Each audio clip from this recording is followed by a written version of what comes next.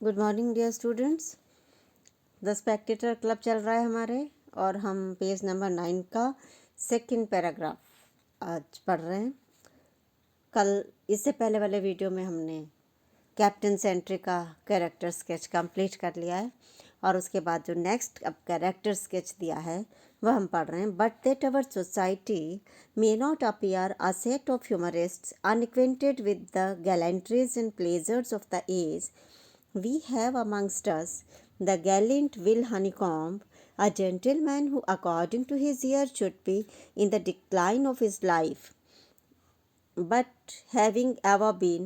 very careful of his person and always had a very easy fortune, time has made but a very little impression either by wrinkles on his forehead or traces on his frame. कहने but that our society का मतलब यहाँ पे हमारे Spectator club से है कि जो हमारा स्पेक्टेटर क्लब है इट मे नॉट अपीयर, ऐसा ना हो कि अपीयर हो ऐसा दिखने में लगे कि सेट का मतलब है ग्रुप, एक समूह है ऑफ ह्यूमरिस्ट्स, केवल मजाकिया लोगों का, सनकी लोगों का, अनएक्वेंटेड जो कि परिचित ही नहीं हैं with the gallantries फैशन से and pleasures और enjoyments of the age के आधुनिक युग के जितने भी मौज मस्तियाँ हैं और जो फैशन है उनसे हम अपरिचित हैं। कहीं ऐसा न लगे आप लोगों को कि हमारे ग्रुप में सारे इसी प्रकार के सन के लोग और अजीब अजीब से लोग हैं। तो we have amongst us the gallant fashionable fellow, gallant मतलब कि युवा फैशनेबल व्यक्ति, विल हनीकॉम्ब, इसका नाम विल हनीकॉम्ब है।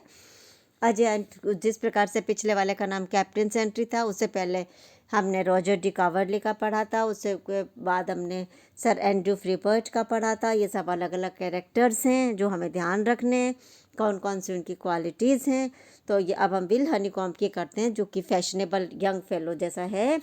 वो कह रहा है कि अ जेंटलमैन है तो सज्जन,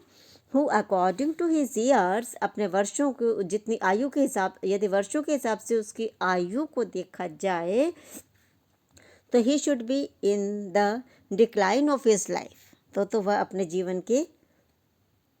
उतार की ओर होना चाहिए, यानी कि डिक्लाइन मतलब होता है उतारना, यानी कि वृद्धावस्था की ओर होना चाहिए। But having ever been very careful of his person, लेकिन ये वो व्यक्ति है फैशनेबल जो कि बहुत ही केयरफुल है, बहुत ही ध्यान रखने वाला है, केयर करने वाला है ऑफ हिज पर्सन, यानी कि अपने व्यक्तित्व की, अपनी पर्सनैलिटी की, वह अपनी पर्सनैलिटी का बहुत ही ध्यान रखने वाला है। एंड दूसरी बात, always had a very easy Fortune, और उसकी हमेशा से बहुत ही ईजी, बहुत ही आरामदायक फॉर्चून रही है, लाइफ रही है, ज़िंदगी में कोई टेंशन वगैरह नहीं रही, तो भी उसको कोई चिंताओं के कारण भी चेहरे पर कोई फ़र्क नहीं पड़ा है। तो time has made but a very little impression, इसलिए समय ने बहुत ही हल्का या ना के बराबर इम्प्रेशन डाला है, प्रभाव डाला है उसके ऊपर। और टाइम कैसे प्रभाव डालता है? By wrinkles on his forehead, या तो माथे पर हमारे झुर्रियाँ हो जाती हैं, और ट्रेसेस ऑन हिज ब्रेन, या दिमाग पर कोई ना कोई उसकी छाप पड़ जाती है, भूलने लग जाता है, या सनकी हो जाता है, या कोई बीमारी हो जाती है। तो न तो उसके मस्तिष्क पर किसी भी प्रकार से उम्र का प्रभाव दिखता है, न ही उसके व्यक्तित्व पर उम्र का प्रभाव दिखता है। His person is well turned end of good height, अब उसके व्यक्तित्व के बारे में बता रहा है कि उसकी जो बॉडी है वो वेल टर्न्ड है, वेल प्रोपोर्शनड है, अच्छी अनुपातिक, पूरा ढंग से, बहुत ही फिजिकल स्ट्रक्चर उसका बैलेंस्ड है, गुड हाइट है, अच्छी लंबाई है। ही इज़ वेरी रेडी, और वो बहुत ही तैयार हो जाता है, सहज हो जाता है। At that sort of discourse, उस प्रकार के वार्तालाप में, सॉर्ट का मतलब होता है प्रकार, डिस्कोर्स का मतलब होता है वार्तालाप, विद विच जिससे कि मैन यूजुअली एंटरटेन वीमेन, पुरुष लोग जिस प्रकार की बातों से अक्सर महिलाओं का मनोरंजन करता है, उन प्रकार की बातों में वो तुरंत तैयार हो जाता है। ऐसी बातें मतलब महिलाओं को खुश करने के लिए वो सदा तैयार रहता है। He has all his life rest very well and remembers habits as others do man, फिर उसकी पूरी लाइफ में उसने बहुत ही बढ़िया कपड़े पहने, बढ़िया से बढ़िया फैशनेबल ड्रेस पहनी है।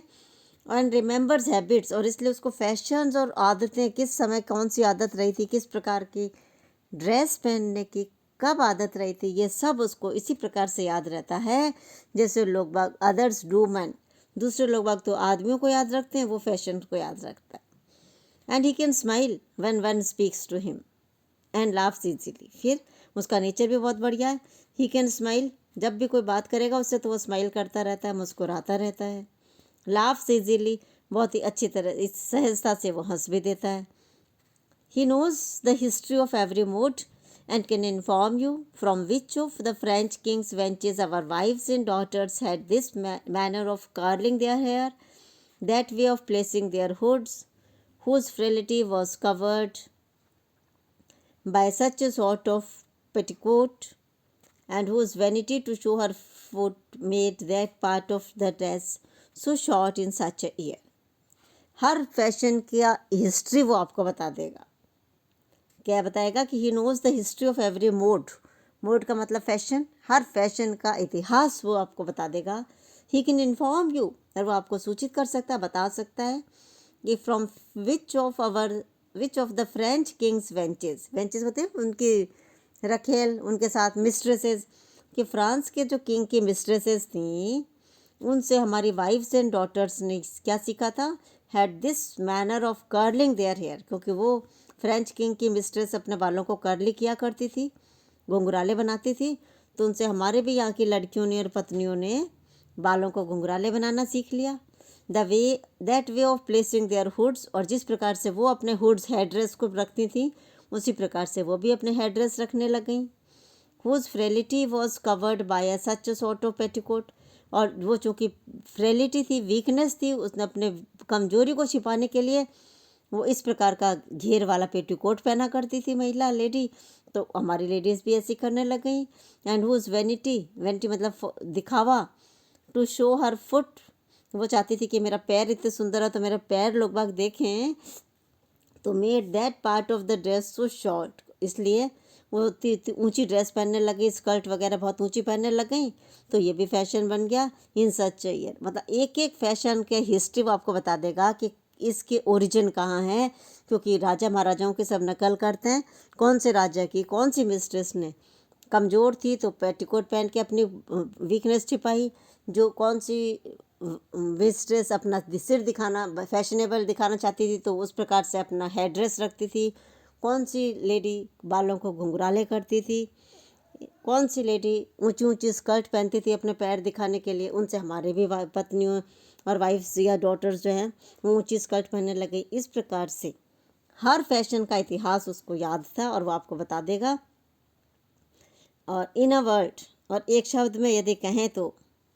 All his conversations and knowledge have been in the female world, एक शब्द में कहें तो उसकी सारी वार्ताएं, कन्वर्सेशंस एंड नॉलेज और जानकारी have been in the female world, ये केवल उस महिला संसार की थी।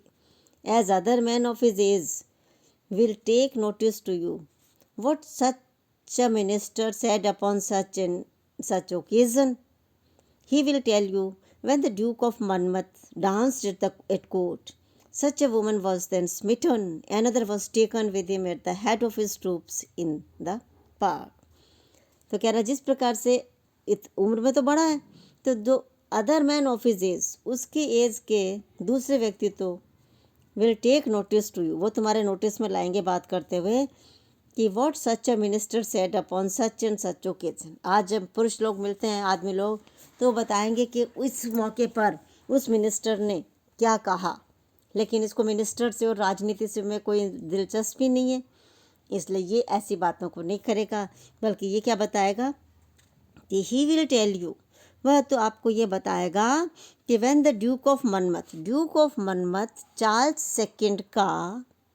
इलेजिटिमेट सन था, उसकी मिस्ट्रेस जो हुआ था, इसलिए इलेजिटिमेट सन था, मतलब उसका अवैध संतान थी, और बहुत फैशनेबल था, बहुत पावरफुल था, तो बहुत सुंदर था, हैंडसम था, तो वो कब कब डांस किया उसने कोर्ट में दूसरी लेडीज़ के साथ, कब उसने वैसा बढ़िया डांस किया वो आपको ये बताएगा। और जब डांस किया तो such a woman was then smitten, और वो वुमन जो थी स्मिटन हो गई थी, मतलब वो वुमन दिल हार गई थी, वो वुमन उसके ऊपर फिदा हो गई थी। Another was taken with him, और दूसरी महिला से वो इतना आकर्षित हुआ था कि उसको अपने साथ ही ले गया था, taken with him at the head of his troops. Troops मतलब सेना, जब वो सैनिक टुकड़ी का लीडर बन के पार्क में गया था विद्रोह दबाने के लिए या लड़ाई करने के लिए, तो वो अपने साथ अपनी उस मिस्ट्रेस को भी लेके गया था। तो इस प्रकार से उस समय के जितने भी फैशनेबल बॉयज़ थे, प्रिंस वगैरह थे, लेडीज़ थी, ड्रेसेस थी, सब प्रकार का फीमेल वर्ल्ड की एक एक हिस्ट्री,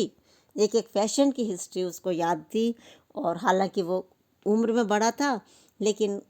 बहुत ही हैंडसम लगता था, क्योंकि उसके